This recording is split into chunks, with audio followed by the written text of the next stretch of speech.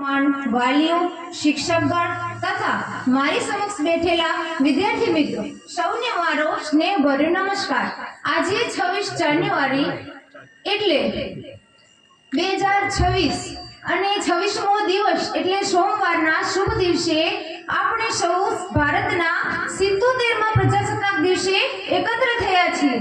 26મી જાન્યુઆરી એ એકમાત્ર તારીખ નથી, પરંતુ તે સમગ્ર ભારતમાં દેશનો દિવસે આપણને સ્વતંત્રતા મળી, પરંતુ સાચી રીતે દેશનું દિશાસૂચક માપન એટલે ભારતીય બંધારણ, જે આપણને 26 જાન્યુઆરી 1950 ના રોજ અમલમાં મૂકવામાં આવ્યું।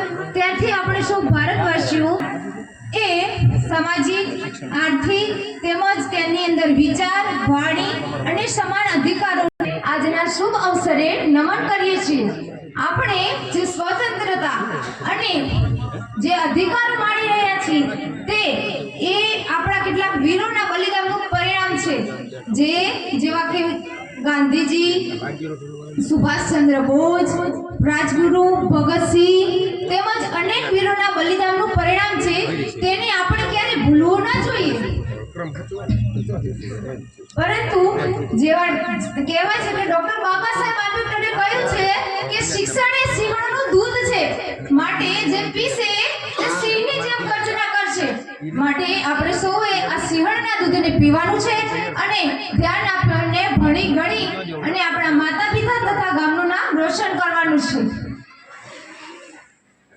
ડોક્ટર બાબા સાહેબ આંબેડકરે એક મંત્ર આપ્યો હતો, શિક્ષિત બનો, સંગઠિત બનો અને સંઘર્ષ કરો।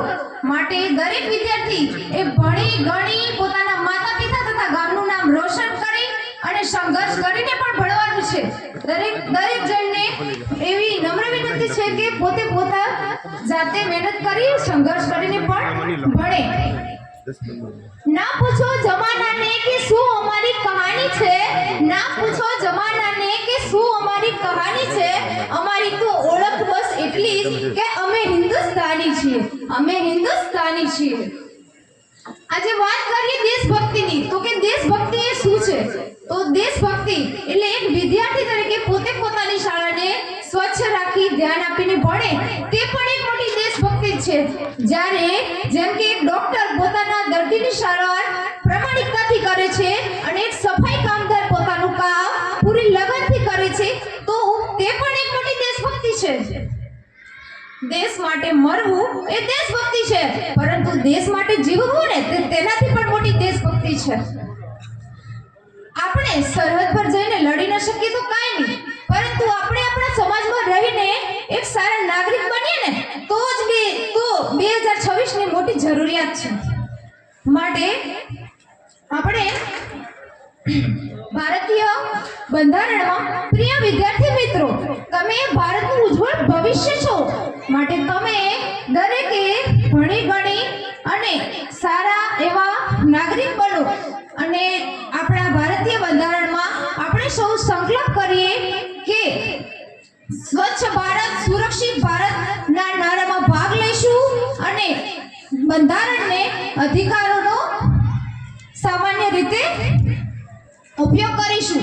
ભારતીય બંધારણ એ આપણને ખૂબ જ લોકશાહી અને સર્વાંગી પ્રકારનું બંધારણ છે, જેમાં દરેક નાગરિકને સમાન અધિકારોની જાળવણી વિશે વાત કરવામાં આવી છે। આજે ડોક્ટર બાબા સાહેબ આંબેડકરે કહ્યું હતું કે સ્ત્રી શિક્ષણ પર ખૂબ જ ભાર મૂક્યો હતો, સ્ત્રી શિક્ષણ પર ખૂબ જ ભાર મૂક્યો હતો। હાલના જમાનામાં આપણી સમાજ માટે ખૂબ જ મહત્વનો મુદ્દો હોય ને તો તે છે દીકરી વિશે। દીકરી, બેટી બચાવો, બેટી ભણાવો। ડોક્ટર બાબા સાહેબ આંબેડકરે સ્ત્રી શિક્ષણ પર ખૂબ ભાર